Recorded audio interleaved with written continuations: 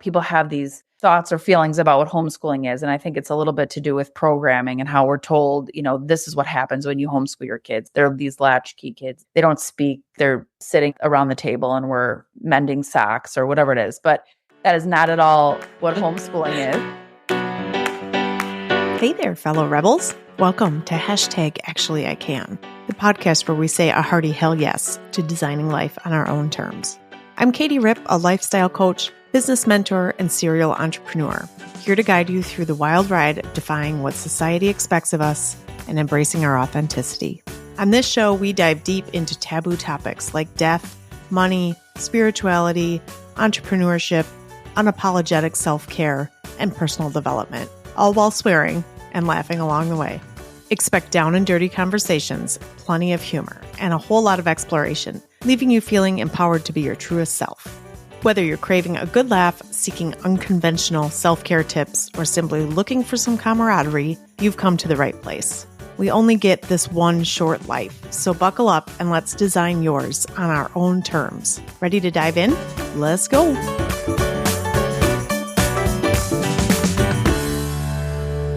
I think that there's so much around homeschooling that people don't understand. And much like sobriety, you guys are like normal people that homeschool their children. I think that there's like major misconceptions about this.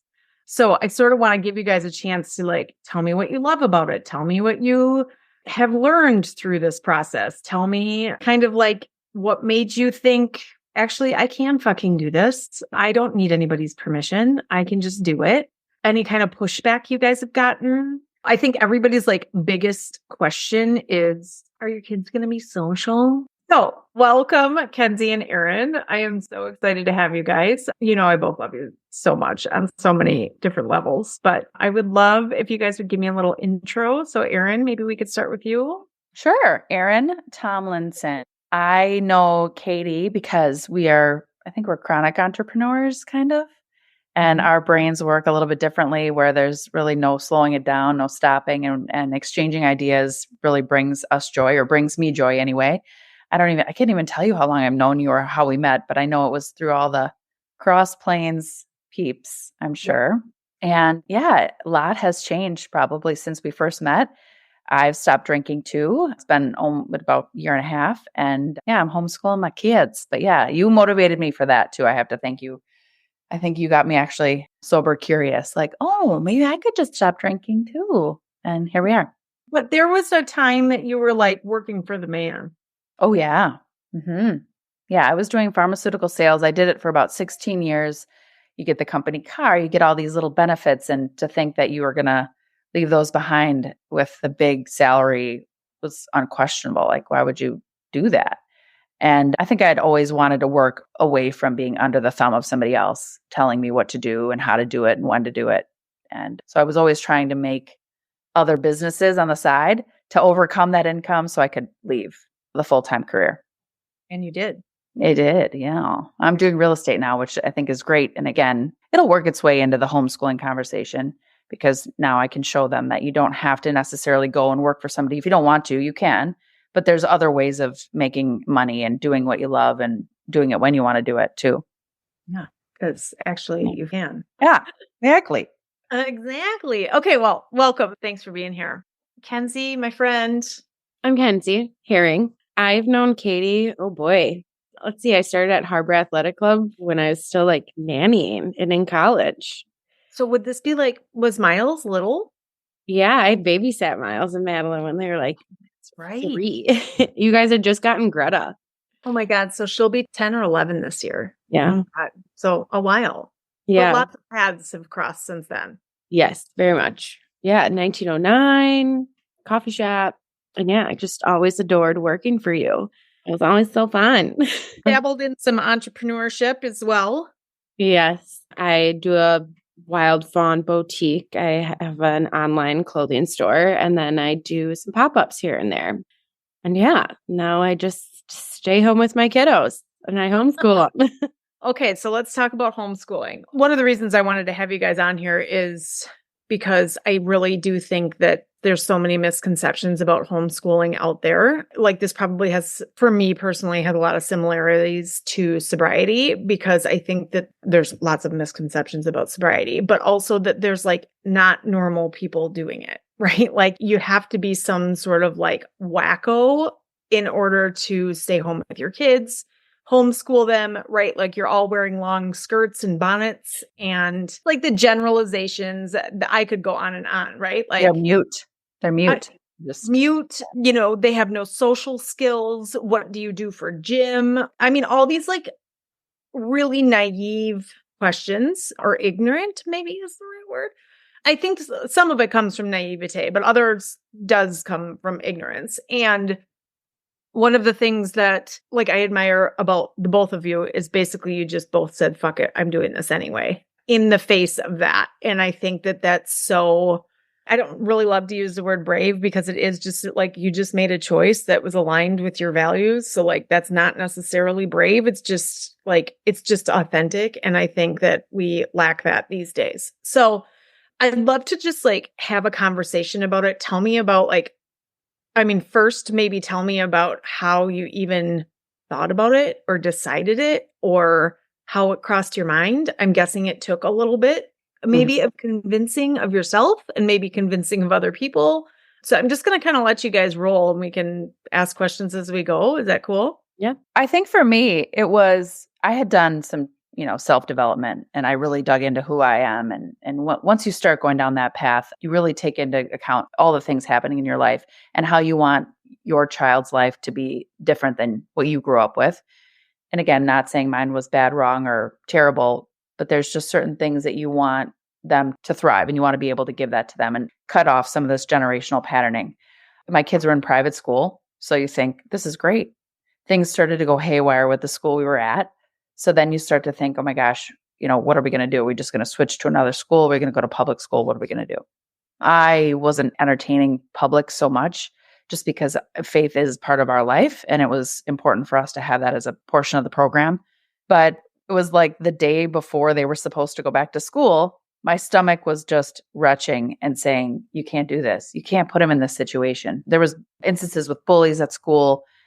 There was all different things. And I kept thinking, my kids are not going to have my values if I just shuffle them off to somebody else to teach them for 8 hours a day. And so to my husband's dismay, I said the night before, I said, I can't send them tomorrow. We're going to homeschool. And he was like, sorry, what? Excuse me? What was that? What was this? What was that? Oh, right before school is supposed to start. But I think the driving force was, if we would have switched to a different school, there would have been problems there too for me. It wouldn't have just been 100. And it would have been what I want for my kids. Anyway, my son is a little bit advanced, so I can keep up and tailor what we're doing to his needs. And the same goes for Charlie. Charlie's more artistic. She just can't sit for 8 hours a day and, be told what to do. So that was kind of how we rolled into it. It was unconventional, a little bit later in their school career too. Can I ask? Well, yeah, ages of kids would be great to like give us some context because you guys got different age kids. Erin, what are ages? My daughter's almost 10 and then my son is 11. So 4th and 6th. Okay. And you, Kensey? My son will be 7 in September. So he did kindergarten last year and he'll be in 1st grade this year. And then our daughter is 5 and she'll do kindergarten. Okay. Erin, since you brought it up, husband. Everybody's got to know. This is the dramatic part, right? Like everybody's got to know how the fuck you did that. What did he say? Like, how did that go down? It wasn't wonderful. It was a little harder than I thought it was going to be. And I'm going to just skip back a little bit to what you said about people have these thoughts or feelings about what homeschooling is. And I think it's a little bit to do with programming and how we're told, this is what happens when you homeschool your kids. They're these latchkey kids. They don't speak. They're sitting around the table and we're mending socks or whatever it is. But that is not at all what homeschooling is. With your bonnets on. Yeah. The bonnets and the aprons. Yes. And the long skirts. Exactly. And for me, it was, when I went down this whole self-development path for me, or like self-discovery, or whatever you want to call it, it was like, I want to do things differently. I don't need to go with the whole herd. I'm going to be the black sheep that's going to do things different. And this was one of those things. So it wasn't necessarily convincing Matt. In the beginning, he wasn't super wild about it. And I think he had a lot of concerns and didn't know how it was going to go and didn't really even have any exposure to homeschooling. But I will tell you, over the course of the year, he has seen such a dramatic change, not only with me, but also with the kids. And even when he'll throw his little quizzes out to them, they're Johnny on the spot with some of that stuff. Because again, he's not here to see, so he doesn't really know. And I don't, at the end of the day, say, okay, today's lessons plans were, A through Z. And we talked about genitalia and algebra. Right. And what? He's not the principal. I think they are. Here's my lesson plan, Mr. Tomlinson. I just really Right. For your approval, sir. Today. Yes, Yeah. for your approval, sir. Exactly. So I could look back on that part. The beginning part was a little bit challenging, but over the course of the year and even now, I think his response and what he would tell you about homeschooling is completely different. And I'm grateful for that, because when you are taking a risk or you're doing something against the grain, you are going to get, even people closest to you, like, are you sure? What the hell? What? Don't you think that's the most pushback is the people closest to you? Oh, for sure. Mm-hmm. Yeah. Tell me, Kensey. Well, we've been doing it I guess our kids went to like Orchard Ridge Nursery School for a little bit in Madison. The two older ones did. And they loved it. I loved it. We loved it. There was nothing wrong with it. And then it came time for Ryder to go to 4K. He was coming up on, being a 4K. And I don't know. I think I have looked at this probably since he was 3 years old, being like, homeschooling. Okay, what the heck? And I never even imagined myself staying home with my kids, let alone homeschooling them. So, and my mother-in-law works at our school district. All my nieces and nephews go there. My husband and I went there, kindergarten through high school. And my husband's aunt works there. It's just all over. The herd works there. Yeah. And yeah, my husband was just like, you want to what? And I was just like, okay, hear me out. And he was like, no, I want them to go to school. And I was like, okay, but it's not how it was when we were there. It's not like that at all anymore. And I just was like, well, I know them. And we actually, Ryder went to 4K for a couple months so we started off homeschooling, and then in October, we passed the school on our way to anywhere. It's on the highway. And one day he was like, I kind of want to try going there. And I was like, okay. So we got him signed up and he went the next week. He liked it. And then all of a sudden January hit and he was physically hitting me, kicking me, punching me just to go. And I remember he would wake up in the middle of the night and be like, do I have to go? Is it time to go? I don't want to go. And then he hid outside of our house from the bus. And I was like, where are you? Where are you? And he finally came out from around the corner and he was like, I just don't want to go. And I was like, well, dude, the school would call me even if you didn't show up. Or you're just going to stay out here all day? And he was like, yeah. I was like, okay, well, and I think that was just my gut feeling of okay, no, he is a pretty smart little dude and he's very common sense.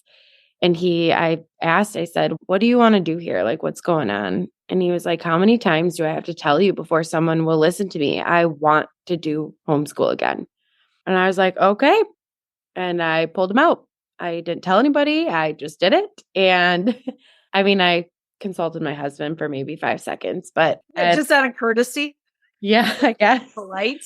And I remember he was like, well, you can't just let him choose every day. It's just something you do. You go to school. You don't like it. And it's like, yeah, but not to this extent. I was like, he comes off that bus and he's such an angry little boy. I'm getting the worst of him in the morning and the worst of him in the afternoon. And then that's all I get. And it's like, I don't want that. I don't want to spend my mornings being rushed and be like, get out, get out, get out, go, go, go, bye. And so here we are. And we love it. We enjoy it. And yeah, my husband was like, well, I don't want him to be weird. And I'm like, dude, all of us are weird. Our kids are weird, whether you like it or not. We But made weird children. yeah. Like, And so, I I mean, mean, our kids are some of the most social, outgoing kids that we know, and they don't stop talking. So no, they are not mute children. Sometimes I wish there was a mute button for a little bit, but everybody thinks homeschooling is weird. All of our friends' kids go to school and public school, and I don't have anything wrong with our school district. I like it. I love it. But there was just something deep down that was like, I don't want to do this. We're going to try this and we're going to see how long it goes. both of you have said you trusted your gut as a very intuitive person. And the more I get into like really peeling back the layers on myself and trusting my body and trusting the feelings I have and that kind of thing, the fact that you both separately said that you trusted your gut, and while trust your gut is sort of a cliche, it is also like there's like gut brain axis and like things that we do between our gut and our brain. And, that's where that actually came from.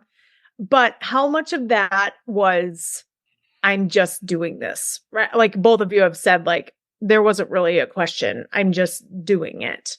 You said you started thinking about it, Kensey, at like 3 years old, when Ryder was 3. How long do you think it took you to like know that that was the right answer for you? And you too, Erin. I would say like once, gosh, even Remy was enrolled in like Orchard Ridge Nursery School for like a week 2 years ago, I guess. And I decided, okay, I'm going to homeschool Ryder. He's not going to 4K. And so then all of a sudden I was like, okay, but this doesn't make sense that I'm sending one child to a preschool and then I'm keeping this one home. And so I guess I decided, okay, I want that slow morning with them. Like I literally every day hear the bus go by and I'm like, oh, we're all still here. And I think the slow mornings are just my absolute favorite thing. And that was my gut feeling of, I don't want to sit here and yell at my kids from the time that they wake up, get dressed, do this, get this. Come on, you got to eat. Come on, come on, come on. And there was this thing that I thought of when our kids are newborns, our babies are newborns, it's you center your whole entire schedule around their sleep. And then as soon as they hit 4, okay, 7 a.m., you're up, you're out the door. You're going to eat this, you're going to do this, do this. My kids are not ready to eat at 7 a.m. I'm not ready to eat at 7:30 a.m. The amount of times that I did not eat breakfast before I went to school, just because I don't want to eat that early and I'm not ready to start my day that early. And it's just, I don't know. I think the gut feeling, I think for a while there, it was really hard because my mom and my mother-in-law were like, oh, God, like, I'm just so worried about them. And it's like, well, sorry, like, sorry, it's not my problem. To the meat of what I want to get into, because, I have this like first circle, second circle theory in my world. And for me, it's like around starting a business, right? Like you start a business and the first circle are like the people that love you the most, right? Like mothers-in-law, or, in theory, right? Let's just say that parents, siblings, immediate family, right? Like friends from high school, best friends, whatever. And it's that like first circle. And then you have the second like core of, second circle of, or second layer, I guess, of friends, acquaintances. I kind of call them like your Facebook friends, right? Like the people that you don't necessarily hang out physically with, but they're acquaintances, they're customers, they're clients, or whatever. Mm-hmm. And that second circle is usually your most supportive, and the first circle is not. And this took me a really long time to like embrace. But once I did, it saved my poor tender heart, because I was like, oh my God, my heart keeps getting stomped on because nobody that I thought would be my biggest supporters in my business are. And I think that there's lots of theories around this. One of them is like, to your point, Kensey, I'm worried, right? Like it does come from a place of love, right? Like it comes from a place of, I just love you so much. I don't want to see you fail. I don't want to see the kids get hurt. Like it does come from a place of love. And then there's kind of another place where it comes from where this doesn't fit into my mold. Be normal. What am I going to tell my friends? They're going to be, what? Right. Like then it's fear, right? Like then it's fear of judgment. So there's sort of a place of love and a place of fear. And they're kind of in that first circle. Does this make any sense to either one of you? Oh my gosh. Yes, very Yeah. much so. So I'm just curious, like what that first circle, right? Like the first person in our first circle for all of us probably is our husbands, right? Like, so you, Eh. Yes, he was.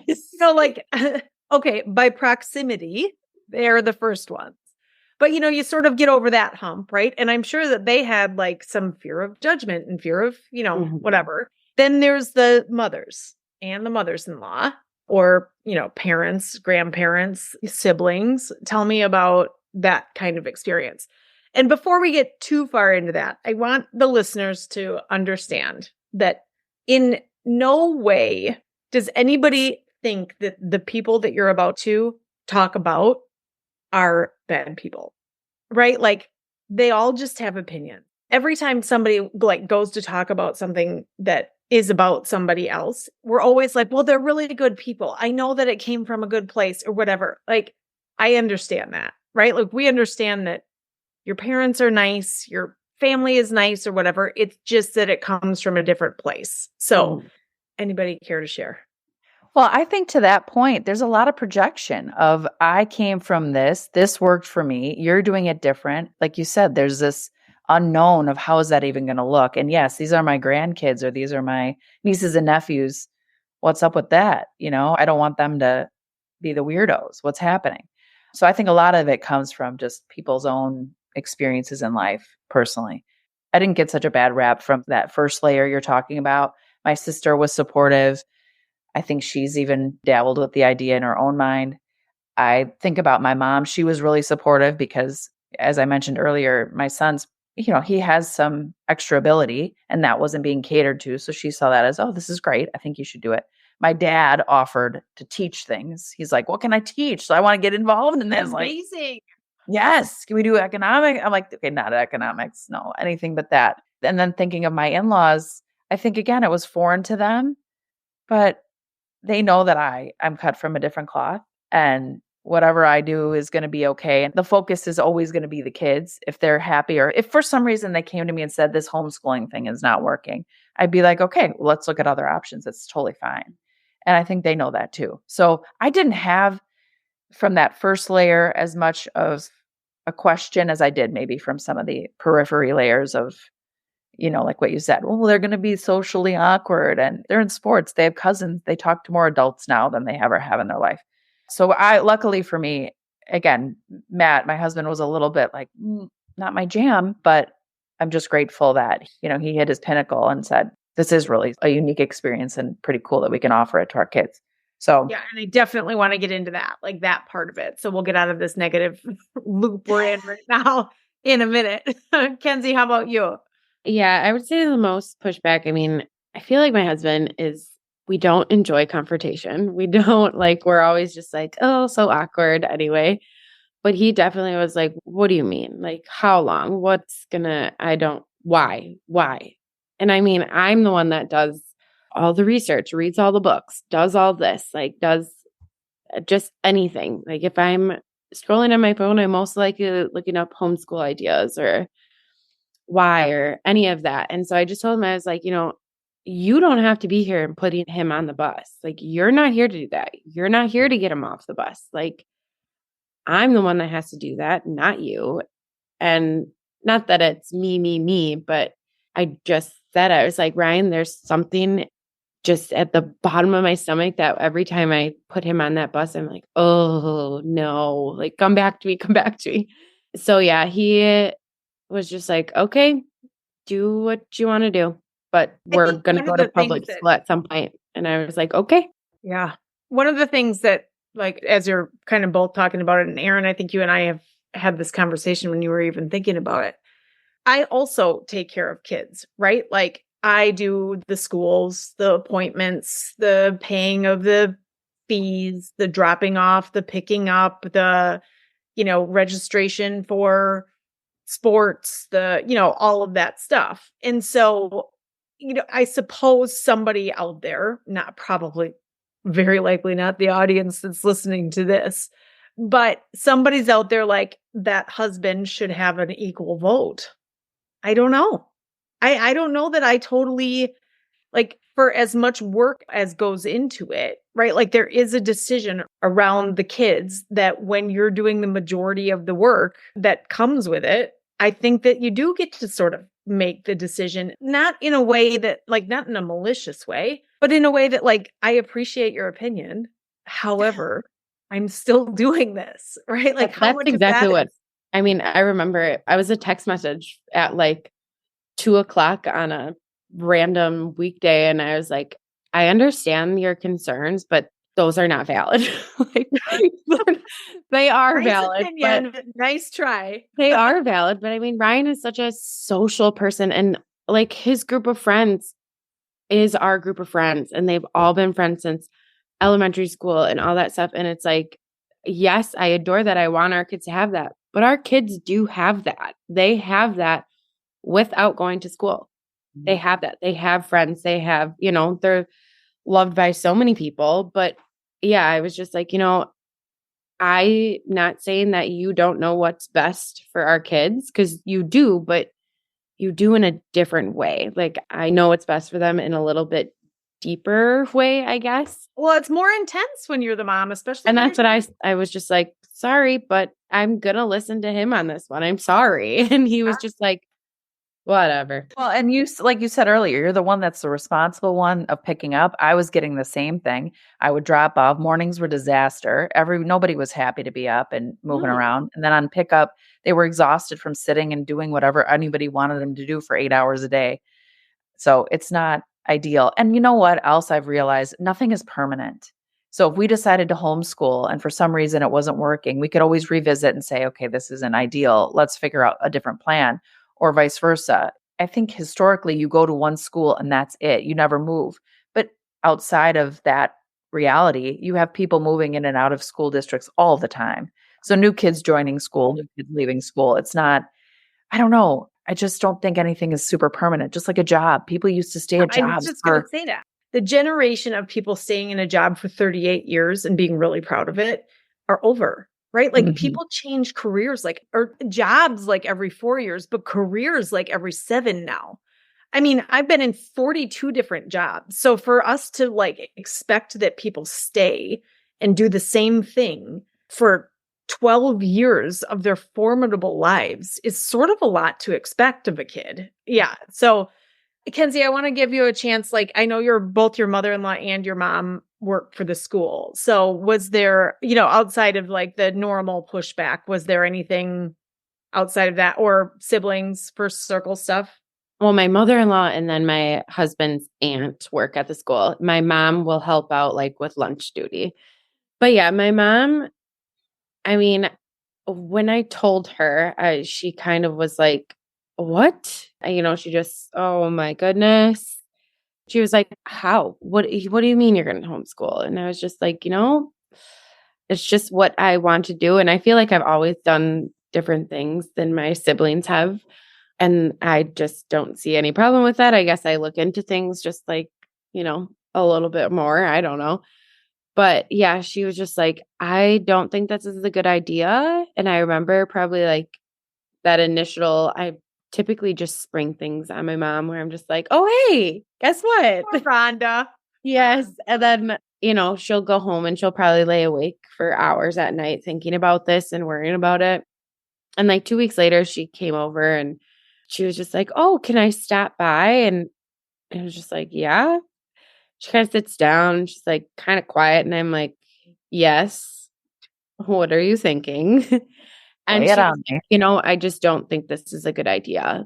And she goes, they need a schedule. They need this. They need a routine. They need some structure. And I was just like, okay, yeah, they will get it here. And I mean, our house is pretty chaotic. We have 4 kids, 3 dogs. And yeah, so it's just crazy. But we have a rhythm. We do kind of the same things every day. Our kids know like what we're going to do. And so it might not be the same thing every single day or be written on the wall, but they know what we're going to do. And then as far as my mother-in-law, she, the poor woman too, she actually found out because, I wasn't going to just like flat out tell her because I was like, I don't know how to tell you, I guess. I don't know. But she found out from my husband's aunt, which is her sister, who works in like, I don't know, like the behind the scenes. So she was like, oh, I see Brian and Kensey pulled their kids from school. And I was like, oops. And so she was just like talking to me. She goes, we were carried on like a really normal conversation. She was like, yeah, because your kids aren't going to school. And I was like, nope, surprise. And she was like, why? And I was just like, I don't know. Like, this is just, we're doing this. That's what we're doing. And I was just like, my main thing was Ryder can't sit at a desk for 8 hours. He barely can sit down for 0.2 seconds. I mean, he's just like, what are we going to go do? Where are we going? I want to go outside, And so, yeah, she was like, well, what about friends? And what about that? And I was like, they have friends. And I also kind of want to have a say in who you're friends with. Like, there's some kids where I'm like, oh boy, okay, let's not go. They're definitely on their own at school, right? Like, yeah. I mean, I feel like sometimes our kids can be a little bit of followers too. And it's kind of like, let's not. So yeah, my siblings are just like, okay. I mean, and everybody's super supportive about it now. I mean, they just don't ask. And I think my mom had such a hard time with it because she would take me back to school shopping and we'd get new outfits and you had the first day of school and you had, all the holiday performances and yada, yada, yada. And it's like, well, they don't even they aren't even able to celebrate Christmas or do Halloween or anything like that now, like as what we got to. Yeah. And so it's kind of like, I'm going to keep those traditions. It's just in a different way. We're still going to go get school supplies. We just don't need all of the things. And my mom does this thing with all 10 of her grandchildren where she takes them back to school clothes shopping. And I was like, you can still do that tradition, Mom. Like there's nothing like still going to school. Our kids still need clothes. And I would still actually really appreciate that if you did that. Yeah. And she was like, oh, okay. And so I think my mom gets so hung up on like tradition. There's not going to be a tradition. There's not. And it's just like, yes, there is. Cause we still have Valentine's Day parties. We still we just do it at home and it's just us and it's fun. So yeah, but now she does say, and so does my mother-in-law, will be like, how's it going? Like, how's school going? And so I think it's taken them a little while to be like, well, how do I ask questions? How do I? Sure. Yeah. And they're all in sports through our school district. Like we do all the things, we go to the things. We are at the school all the time to watch my nieces and nephews play sports. And so we're not in a classroom there. That's it. One of the things you said before about your mom, this is the misconception, right? Like you're either in bonnets and long skirts, mending socks, or it's a fucking free for all, right? Like where people are like, there's no structure, there's no framework. It's a total fucking free for all. Like you're obviously laying on the couch eating bonbons, watching Days of Our Lives while 4 kids are running around doing nothing, right? Like, or chained up in the basement, right? Like there's like no fucking middle ground. Right? No. Like, it's either completely rigid or complete chaos. And so let's bridge the gap. Can you guys help me bridge the gap for everybody listening? Can you tell me also there's probably moms out here like myself. I will be very honest. It would be very tough for me to wrap my head around being around my kids. Summer's really even driving me crazy, right? Like wrapping myself into a schedule where I'm with my kids from sun up till sundown, very little break, and maybe this is a total misconception too. So tell me what a day-to-day feels like, sounds like, looks like, what's the favorite thing, it sounds like kind of everybody's misconceptions in your first circles have changed, right? Like husbands' opinions have changed. And tell me what that progression has looked like. So for us, it was really the beginning of the year was focused on not schooling. So it wasn't, we're going to do 8 hours of workbooks or I'm going to school marm at the front by the bulletin board. And we're really going to hammer this out. It was basically, it was like a detox basically from school, getting out of the thought process that we have to have something going for 8 hours a day, because that's not at all true. Then it was, what are you into? What are you interested in? What should we go try? I mean, we went and learned how to harvest honey from a beekeeper and, put the garb on and did the whole thing. We had a neighbor who is an electrician. He taught us about that. We've had, we just went out and done things with other homeschool groups where we've been at places that are usually super packed when other school kids are there, but when nobody else is there, it's the best. Kenzie's like, yes, yes, because I'm almost waiting for summer to be over because there's crowds everywhere. But there wasn't a huge schedule, but there's things that the kids are responsible for every day, which includes we get up, it's a slow morning, like Kenzie described, which is so peaceful and great. I can have some coffee. We make sure all of our chores are done. We have breakfast together. We do workbooks. I can go work out if I want. And the day could be nothing in the morning, no school related, or it takes we kick off in the morning and get everything done. But school can also be we're making cookies.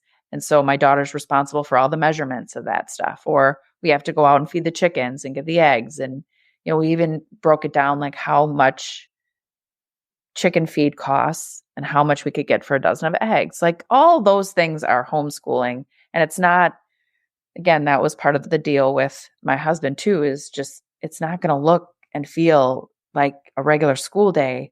It's going to be so different. And they're going to be learning all kinds of things that are actually practical to real life in addition to some of this reading, writing, and math.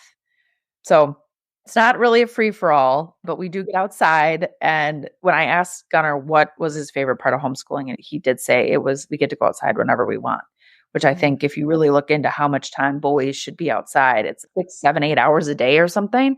So they should be out and being active as opposed to sitting in a desk all day. So try to do a lot of that stuff too. But the first thing that comes to my mind is like, what a commitment on your level, like on your end, like as an adult, as the mom, as the teacher, as the instructor, as the, whatever role you put yourself in.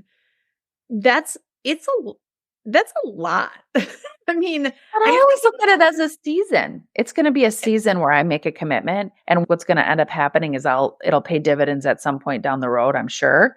But I still do get, like, to your point, being with my kids all the time it's not what it seems. Like I said, I can go to the gym if I need to, or they're older now. So if I need to go to a showing, they can either come along and see how it goes, or they can stay home, and do their own thing. But yes, if I had this with littler kids, I don't know. I mean, obviously Kenzie can speak to this, but you do have your autonomy still. You just have to find your pockets and work it out with your partner, how that's all going to go, because I still work and, you just got to fit it all in. Yeah. But yeah, it's a commitment. But like I said, I look at it all in seasons. This is an investment period. You must look at everything as a learning opportunity now. 100%. We're going to Yellowstone. Guess what? We're going to have so much to learn and so much to talk about. It's going to be great. Yeah. When because I don't use everything as a teaching moment in my children's lives, right? Like, it's not that I don't do it on purpose. it just never really crosses my mind, right? To be like, this is how we pay for things. Like so much of that they learn by osmosis, but like talking to you guys, I'm like, oh, I'm missing some like major teaching opportunities for my kids too. So thanks for bringing that to my attention. We're here for you. Hello, my friends. It's Katie here. If you're feeling stuck or searching for more purpose in your life, I have something special for you. My new book, Midlife on Purpose, is out now. It's all about embracing midlife as a time for growth, joy, and living authentically.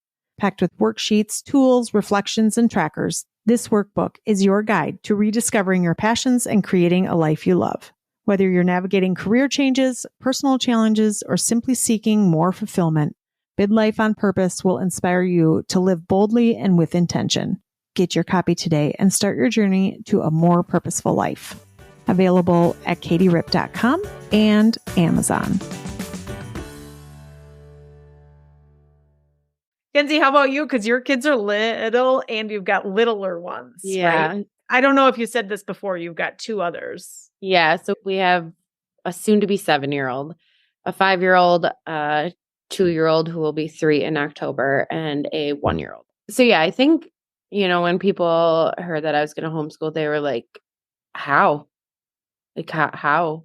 And then when we got pregnant with our 4th, they were like, really? Yeah. And so I feel like... Are you medicated? What are you doing?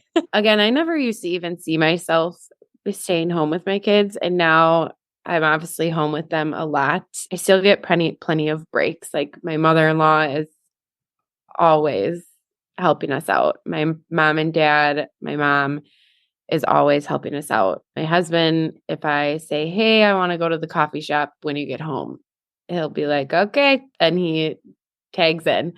So yeah, you kind of just, I mean, I have a very good village that keeps me sane too. But also we are always on the go. My husband and I parent way better on the go. So yeah, we're busy, but we're choosing to be busy. And like, I mean, kindergarten is life skills. Like there's really not a lot of book work. There's book work, but it's more of like, I mean, baking and cooking, we did so much of, and it's just like, you know, you're doing your main counting that way. I mean, Ryder would so much as take out his tackle box and sort his lures and count and stuff. And it's like, well, there you go. That's cool.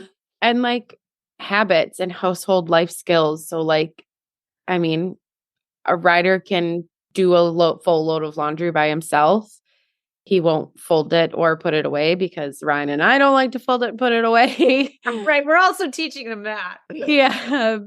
But the fact that he can start our wash machine and put it in the dryer and start it is kind of like, cool. Yes, amazing. I mean, my parents told me that that's why they had children, right? It was to do chores. Right. I used to say that to my mom all the time. Why you had kids? I say it to my kids. Oh, yeah. But yes, life skills like grocery shopping. Like we count that as school. Like, yes, that is something that they need to learn to do. And I mean, to take all four of them is not like my favorite number one thing to do, but we got to do it. They need to learn that you go to the grocery store and you have to get groceries. You need to purchase them. You can make a list. You might have to take 4 kids with you someday. Yeah. And you know, you always get those comments in the store that are like, wow, hands are full. Or are they off school today? Like, yeah, they'll always ask Ryder, oh, no school today? And they'll be like, later. So we typically like our mornings are spent like, you know, we get up, everybody kind of just sits and chills for a bit. Probably watch some type of cartoon. We're not a screen-free family. And then we eat breakfast together. And then we typically, it's either we're going somewhere, we're doing errands, or that we come home for lunch. And then our little kids will lay down. And that's when we typically will do school. And it takes us like an hour maybe to do all of our stuff, which is just so nice. This year might be a little different because Ryder is in first grade. And so it's just like, okay, we're going to really focus on some book work because there is stuff that you have to be able to do. You have to commit. Well, and this is like reading time, right? Like you're going to start teaching reading, which, you know, fascinates me because I don't know how anybody teaches anybody how to read, but that's a whole different story. One of the things you said before, Kensey, that totally like, I kind of got stuck on it a while, that you parent better on the go. I have never heard that before. And like Dale and I are way better parents on the go. We were way better parents on the go than we were at home when our kids were little. I mean, we don't parent our kids at all anymore. That's so fascinating. I've never heard that term before and I love it because we were I just couldn't be home. That's the part that would really, I think I'd feel like trapped in my house if I felt like I had to be in here. The other misconception here that I'm like also trying to wrap my head around is you're not doing school from 8 to 4. No. Right? Like you can do it anytime and it doesn't take that long. Like we all know that the amount of time that people waste in an office and or in school is colossal. It's just like so much of it is wasted. So if you can pack it into 1 hour, why not? Do it. I mean, even my niece, I'll never forget, my niece was over because we typically we start school next week.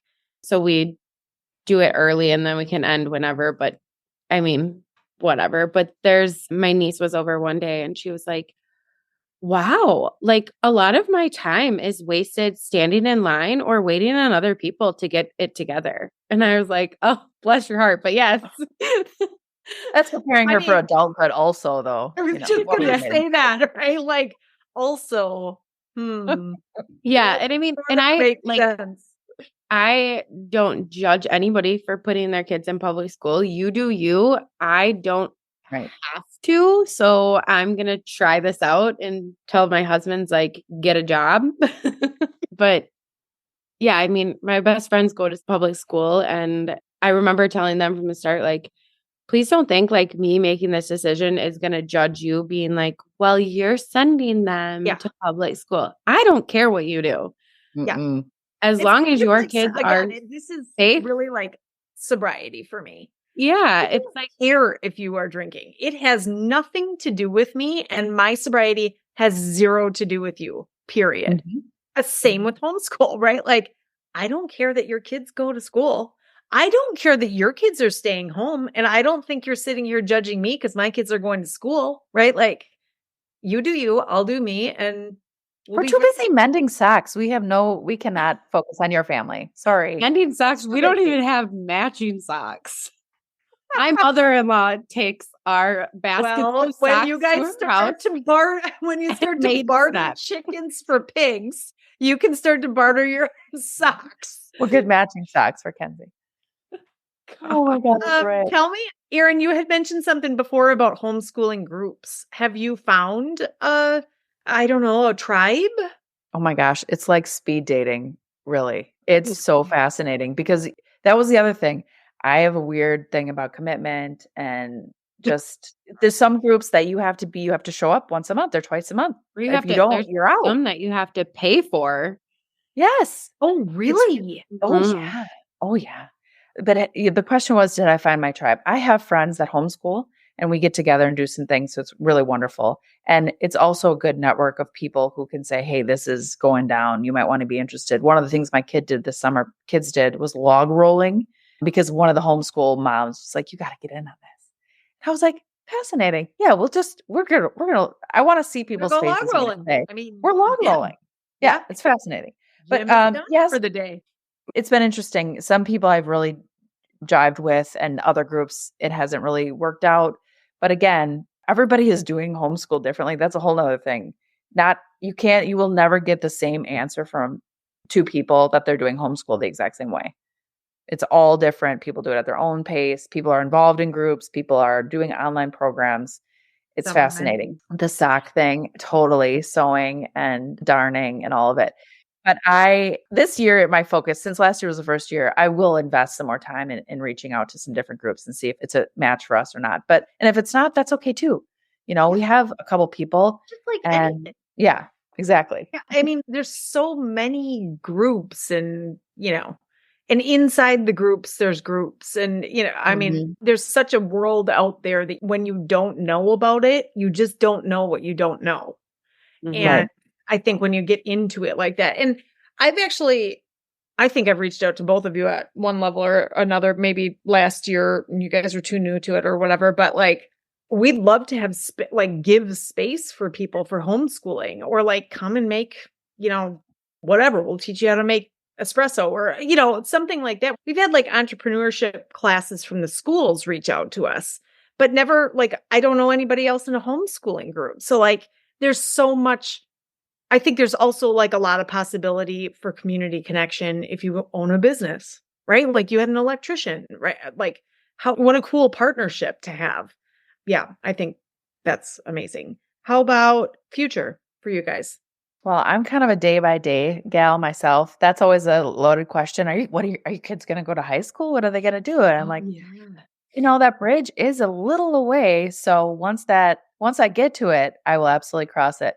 But again, I think that'll be just a powwow moment where we say, hey, how have things been going? Do you want to go to school? If you do, then we'll try it.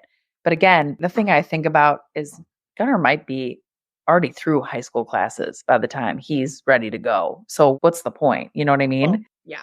So I don't know. It's up for debate. I'm going to keep doing it as long as we all are enjoying it. Yeah. And it sounds like you are.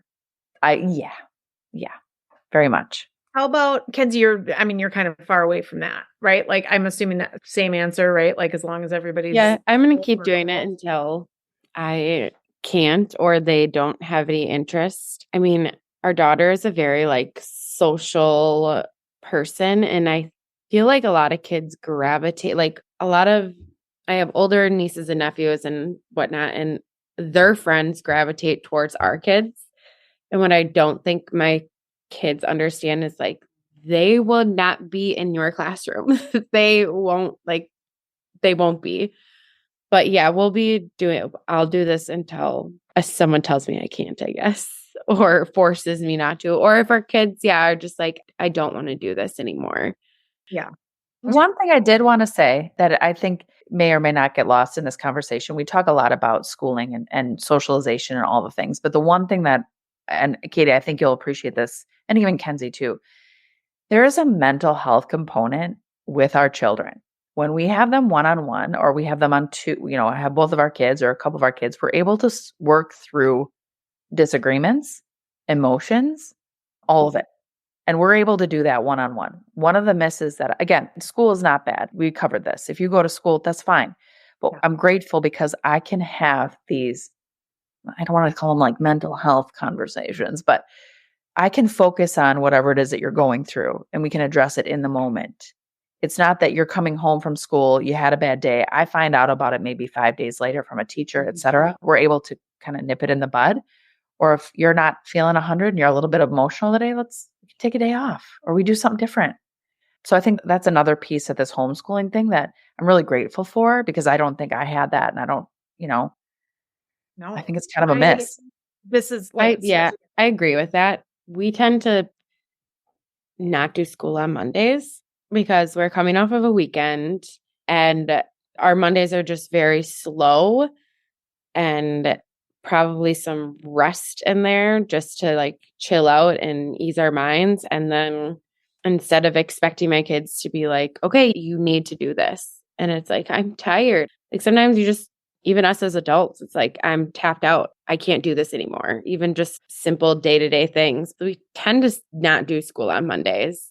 And sometimes, our kids will be sometimes, especially Ryder, he'll kind of be just like, okay, I'm done in like the middle of a lesson. And it's like, okay, well, there's no point in forcing this and arguing with you and then having you be like, well, this is just, I don't like this. I don't want to do this. And you just come back to it. So like, that's what is really nice. And then there's some days where he'll be like, oh, let's do another lesson. Oh, let's do another one. Let's do another one. So then it's like you're 6 days caught up. Yeah. Right.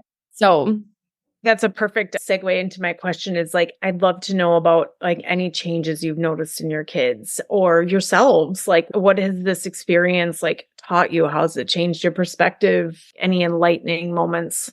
I enjoy my kids, surprisingly. But instead of like, some people are, like you even said, not that this is a bad thing, but I'm ready for school to start.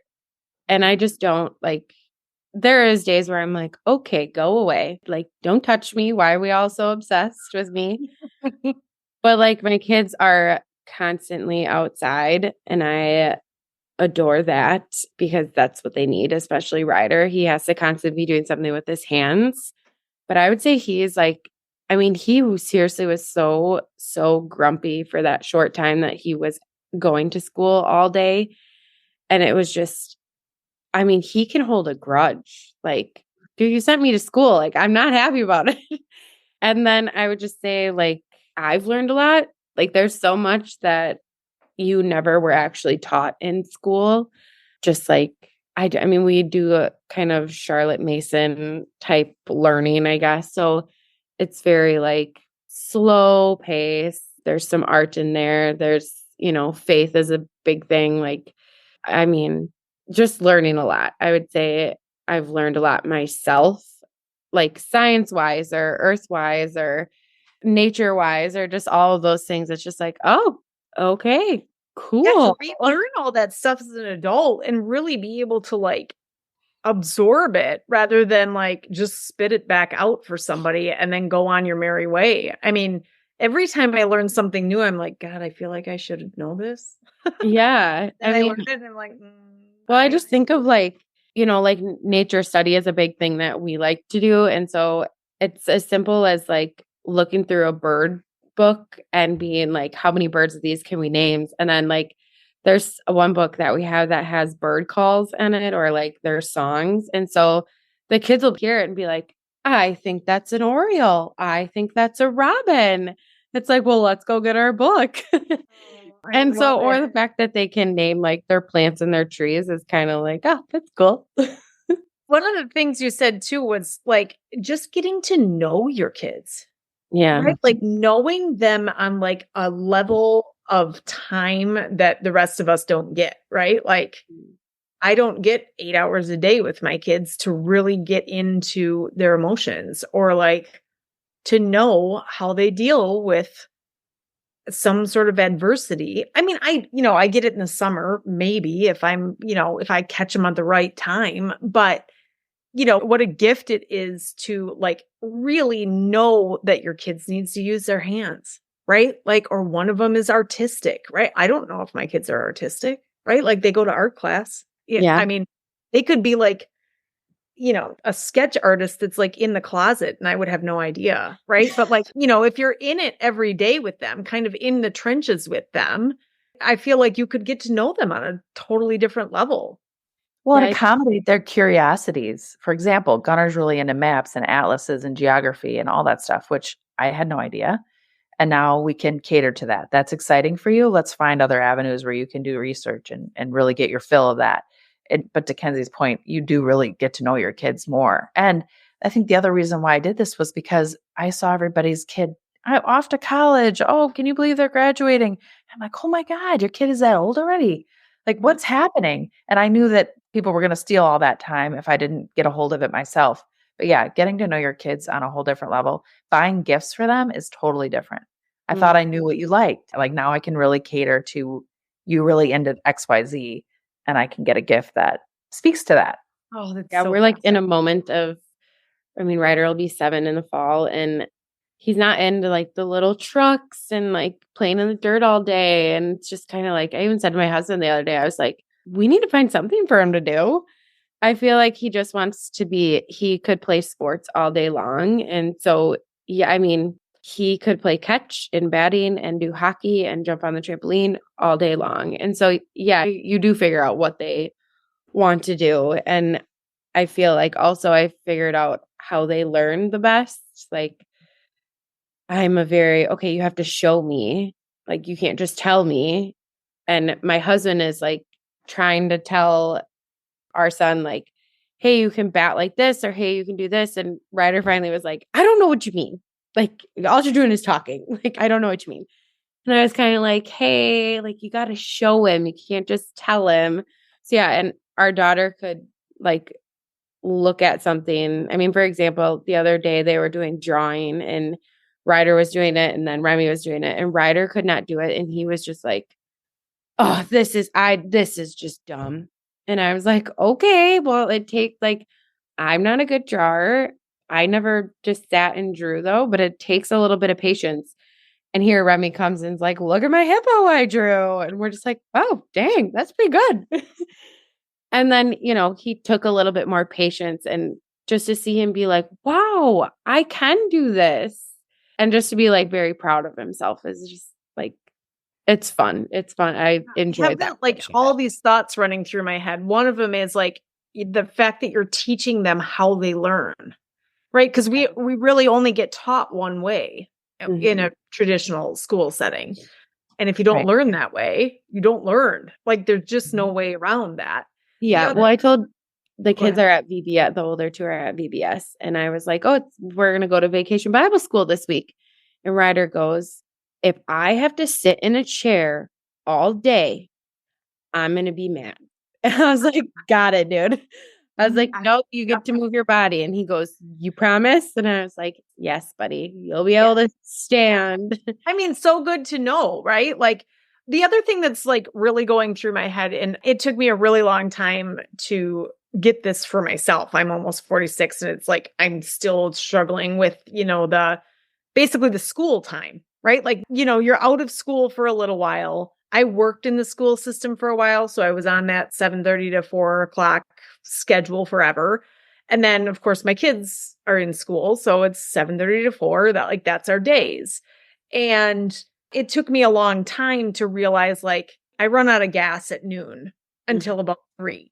And so I just like am not productive at that time, but I used to like force myself to be productive because that's what I thought we should do because that's the schedule we've always been on. That's what we've traditionally been in as Americans. And I just like, I had to kind of get out of my own box and say, okay, well, I just don't work that well, but I do get like another spurt of creativity or inspiration or energy or whatever between 6 and 8 at night. Well, in my mind, I just couldn't do anything after noon because after 4 o'clock, nope, like there's nothing because that's the end of the day is 4 o'clock. And so what you guys are basically teaching your kids is like work when you feel like working, right? Like that's what we should be doing as adults. It's like work when you feel like work. Now, do I understand that society is like, doesn't necessarily work that way?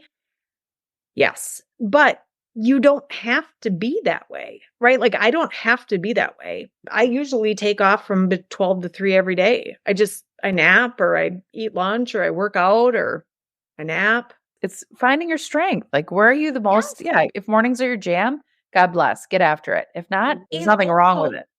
It's fine. Like, it's fine. It's total. Like, you don't need to apologize. You don't need to do anything around that. And I think what you guys are teaching your kids that it's okay to be that way. It's okay to be different than everybody else. And I love it. So I also much. think like, back to like judgment or whatever, I feel like people are saying, well, what happens when they get a job and they have to wake up at a certain time? I can tell you right now, if we have a hockey tournament and we need to be there at 7 a.m., guess who's the first one up? Like, okay, let's go. Let's go. We need to go. It's Ryder. Well, and do we need 12 years of practice to get up? No. Yeah. Like, you just get up. I mean, I have a flight at 3 a.m. in the morning. Do I have to go to school for 12 years to get up at 3 a.m.? Well, it's just like I mean, that's just like, so it's like this like major. they understand that there's some things that you just have to do. Yeah. I feel like that plays in with chores too. Like our kids will, especially Ryder, he'll be like, well, I cleaned up the living room. Can I have some money? And it's like, well, no, that's just cleaning up your space. Like That's that's just something life, you buddy. have to do. And then when he just did things without being asked, it was like, well, here, thank you. You did it without being asked. It's not you cleaned up other people's stuff. You did that. So here you go. So it's not just, I feel like everybody thinks that they should have expectations and they always need to be met. And I just then started telling them, like, I just did the dishes. I just did the laundry. I just folded it. I put gas in my car, and then after a while, it's like, oh, Doing that to Dale. I am the chronic, like, we have 2 vehicles and my husband has a work truck. And so he always has his work truck. I will purposely take a different vehicle so I don't have to stop and get gas. 2 seconds later, my husband will get in the car and he'll be like, really? 1 mile till empty? I'm like, good thing the gas station's not a mile away. Good thing. Oh, I want to give you guys a chance to like say anything about homeschooling to anyone out here. If somebody wanted to explore it, right? Like somebody wanted to get into it, get after it, what kind of advice would you give? Also, are there any resources we can put in the show notes that if anybody is like looking to get started or any kind of curriculum you guys use or anything? Okay, I have a couple resources. There's a Facebook group. There's all kinds of things. There's many Facebook groups that you can lean on if you want for resources. There's 100 or 1,000 hours outside as a podcast and a book. Super great. The book has like activities to do throughout winter, summer, spring, and fall. So you could come up with something new to do. Can you say that again, Erin? It's 1,000 hours outside. They have a podcast and then they have a book. And the book that I just took out from the library, it talks about a new activity to do every single day. It caters to maybe, I don't know what the age is, younger to maybe 10, 11, 12. But there's something new, a new activity to do every single day, like fall, winter, spring, and summer. So you don't have to come up with things if you don't want to. Pinterest, OutSchool is another resource. So your kids could log in and learn from somebody else online. There's one-on-one classes. There's group classes. I'm trying to think what other resources I know of. I didn't really ask about curriculum a whole lot. Like, are there only a few homeschool curriculums or are there thousands? Oh my gosh, I don't really even know. But I get workbooks off of Amazon And that's what we do. Okay. So like, how does that go back to, maybe that's another question is like, how does this go back into credits for school? So you only, if you're homeschooling, you have to have, what is it, 875 hours per year per child, and that's it. And you just enroll in September. There's like a time frame between September and October. Who do you And enroll with? it's like the state says, like, hey, I'm going to be I think it's homeschooling. like DPI or something. Okay. Department of Public Instruction, I think it's called. Yes. Yeah. And then you would just record your hours. We just have a calendar and we write, maybe math in, 30 minutes. Or, we went to see this guy talk about the bees. So we did that for 2 hours or whatever. You just kind of log all your activities. Okay. But nobody's been coming to my door to check up on what I've been doing and how often I've been doing it. Yeah, exactly. Just the principal comes and check every once in a while. I guess we just take like attendance. Yeah, what you said. And then if you average that out from like how many days in a year and then whatever, it's like 2 hours a day. Yeah. Okay. Back to resources. Anything, Kensey, you got that? I feel like, gosh, I don't know what it's ever going to look like if we get to like 6th grade and all that. But, and I'm like a curriculum hoarder. Like there's so much out there that is just like, there's a lot out there. There's a lot of different teaching styles that you can do. There's a lot of, different things. And I would say the book called Wild and Free, I can't remember who it's by. That was so good. It breaks down like how important like outside time for your kids are, like just for their health, their mental health, like all of it. And then it breaks down like different learning styles that you can do or like how many are out there. Mm-hmm. And then we do like the good and the beautiful for math, and it's great. We love it. It's open and go, which sometimes I don't have time to plan things. And also I never liked math. I wasn't very good at it. So this is just straightforward and it's everything that you need. That felt a little fluffy for Ryder, where he was just like, get to the point. So then for him, we'll do like Beast Academy, which is kind of like a comic book type deal. And then they just have like other ways. But then like family style. So like all of our geography is family style and it's through like books, like literature. But yeah, there's so much out there. But yeah, that the Wild and Free book and then Homeschool Bravely was such a good. Homeschool Bravely was honestly my moment of being like, you know what, I can do this. It doesn't matter who else is gonna. It doesn't matter what my mom thinks. It doesn't matter what my in-laws think. Like, it's not their kids. I don't have to please them. I don't have to do anything that they want me to do. These are my kids. This is my life and not. So yeah, I can do this whether I have 2 kids or 4 kids. Yeah. So that was a really good book. Just any homeschooling book. They're all good. It's all what you kind of make it. Yeah. And there's tons of Instagram profiles to follow, but also it can be really overwhelming, especially if you're like looking into it. And I have a couple of friends who have pretty little kids or acquaintances, and they're like, when should I start looking into it? It's like, if you're thinking about it now, just look into it, because it takes a lot of courage to finally be like, okay, I'm going to do this. And especially around like the school year when people are be like, oh, what grade are you doing? When does school start? And it's like, well, actually I homeschool. And it took me a little while to get out of being almost embarrassed. And it's like, but why am I embarrassed? Like, why am I embarrassed? But it's also like, sometimes people kind of look at you like, what? And so yeah, there's tons of resources out there though. But yeah, it can be very overwhelming. So it's kind of do what works for you. There's tons of curriculum that is just so pretty and so beautiful, but it's also like, okay, is this realistic? Can I do this? There's also Teachers Pay Teachers, which is a website. Yeah, that's a good one. Yep.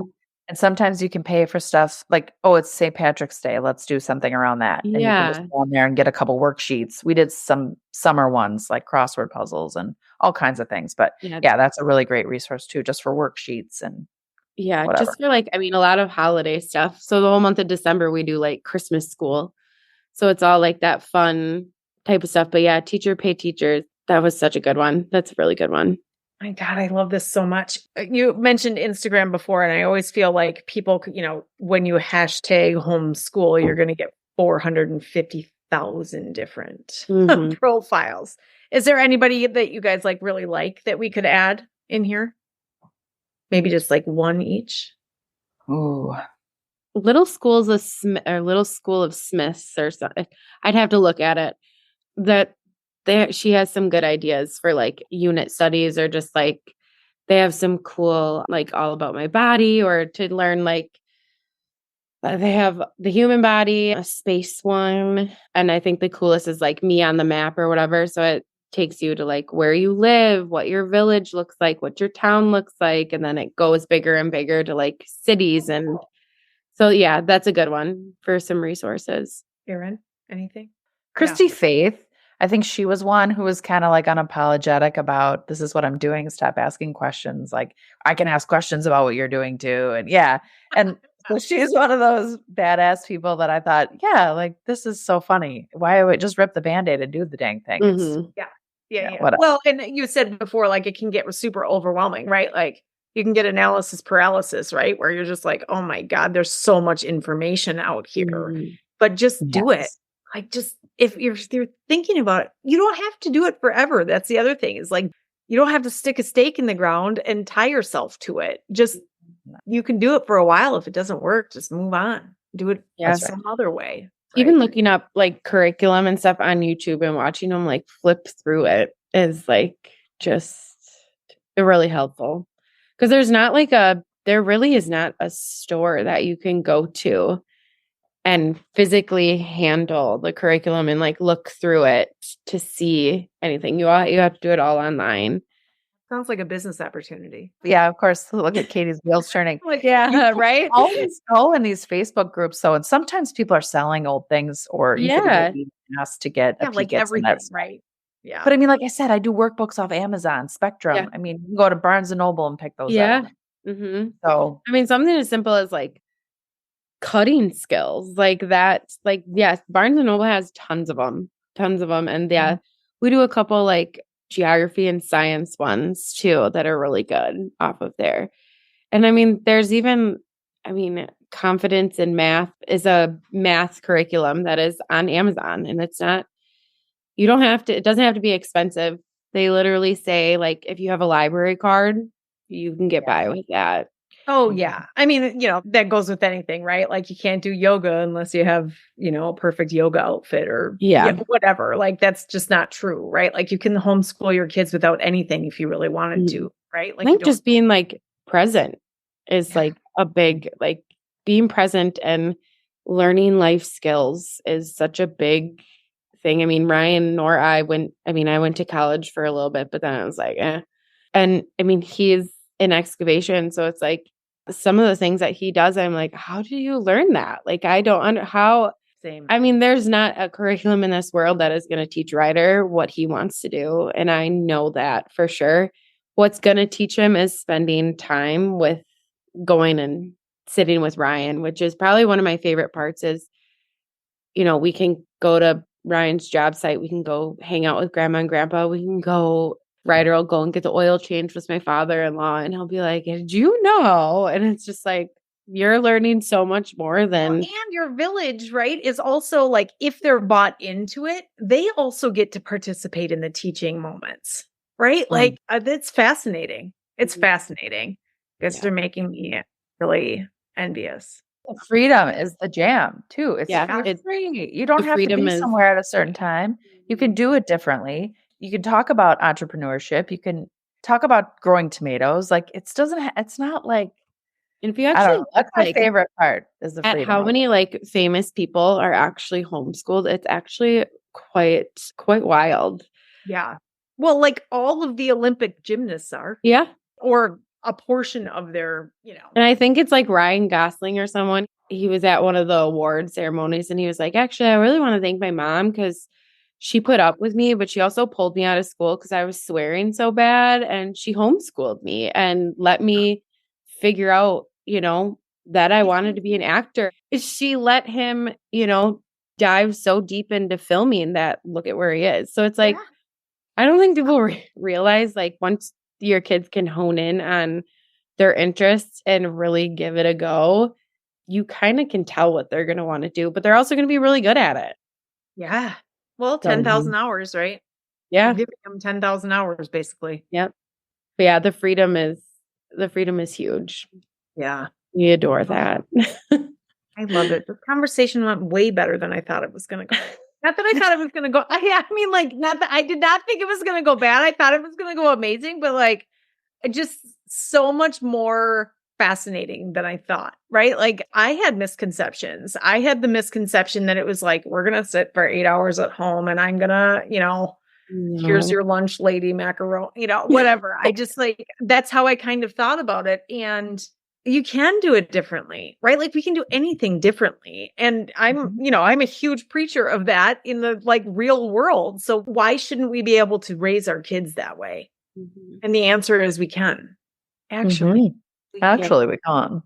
Actually, we can. Else, like I'd love to check in with you guys again, maybe at the end of the school year, and you can maybe tell me what you had taught this year. And like, I'd love to hear about Yellowstone and all the great things. I'm On jealous top of of that. it, would you guys be willing, if anybody was interested in reaching out to you as a resource, would you guys be willing to share your information? I mean, Chamley will share it when we put it in the show notes, but I'm like a 99 cents a minute, so I don't know if you want to put that caveat in there for whatever randomness I come up with. Yeah, exactly. Yes.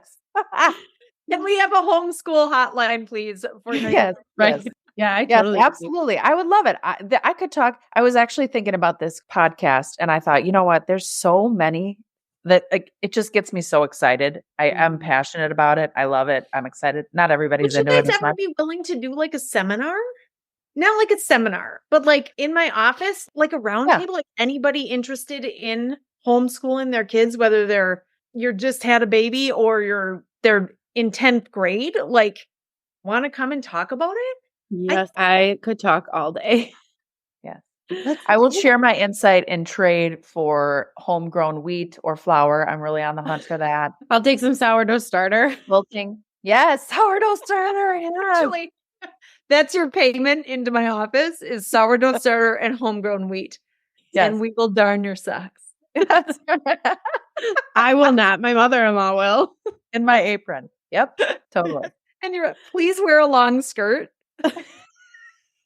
Or I think what's the other thing is people are always like, oh, the jumper, the denim jumper. People always have a jumper on. I'm like, Oh my God, I love it so much. I would love to do that. I think that would be really cool. And I think that there would be like, if you could reach out to the right people, right? Like if we all just shared it, like, hey, you don't have to apologize for thinking about it. Just come. Yeah. Mm-hmm. I think like what people sometimes need to hear is like, you can do it. Like you're literally not going to screw up your kids. What's going to happen? You're not going to screw them up. Like you're either going to put them in the hands of someone else for 8 hours and they could screw them up. So what, I mean, I guess I'd rather screw my kids up than anything. And not even to say, we don't have to worry. Like things happen like Mount Horeb. Yeah. My kids are with me. So I don't have to worry about if someone's doing something at And I'm not saying that it can't happen at, at Target, Beltline or anything like that. But I think about, oh my God, like to be that person and to think like I would be going psycho, like crazy. And so, to think about that too is another reason, but you can't always just fear everything that's going to happen. But yes, that is one huge thing for me. And also like, well, and I think it is for a lot of moms, right? Like, especially like first-time moms, right? Well, all moms, right? But I think teachers can only do so much. Teachers' hands are really tied by the government and what they teach and how they teach it. And, there's some teachers who don't agree with it, but they love teaching so much that they're like, I'm going to stick it out because I love my interactions with the kids. And that's amazing. That's awesome. But there's some things that are so much of that too is like, there's something wrong when there's an exodus of teachers leaving, right? Like I hired a teacher. I know people that or just so many that have been teachers, like, and I mean, just some people that I follow, not that I like really personally know, but that have been a teacher and stopped to homeschool their kids is kind of wild. Like it's just, but or just to know like that other people, like you can do this. You can do this. You can start off really slow. Your kids aren't going to be behind unless you just don't do anything with them. Yeah. I mean, and they're still going to pick stuff up. Oh God. Yeah. Good and bad stuff. Totally. Right. Yeah. Well, and again, this isn't like imperfect, perfect.